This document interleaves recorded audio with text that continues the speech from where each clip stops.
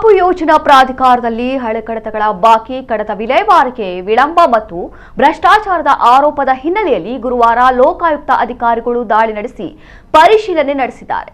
Lokayukta DYSP ಹಾಲಮೂರ್ತಿ Rao, ಇನ್ಸ್ಪೆಕ್ಟರ್ಗಳಾದ Manjunath ಮತ್ತು ರಾಜೇಂದ್ರ ನಾಯಕ್ ಹಾಗೂ ಸಿಬ್ಬಂದಿ ದಾಳಿಯಲ್ಲಿ ಭಾಗವಹಿಸಿದ್ದು ಯೋಜನಾ ಪ್ರಾಧಿಕಾರದಲ್ಲಿರುವ ಕಡತಗಳನ್ನು ಪರಿಶೀಲಿಸಿದ್ದಾರೆ. ಸುಮಾರು 350ಕ್ಕೂ ಅಧಿಕ ಕಡತಗಳನ್ನು ಪರಿಶೀಲಿಸಿದ್ದು ಇದರಲ್ಲಿ ವಿಲೇವಾರಿಯಾಗದ 86 ಕಡತಗಳನ್ನು ಪತ್ತೆ ಹಚ್ಚಿದ್ದಾರೆ.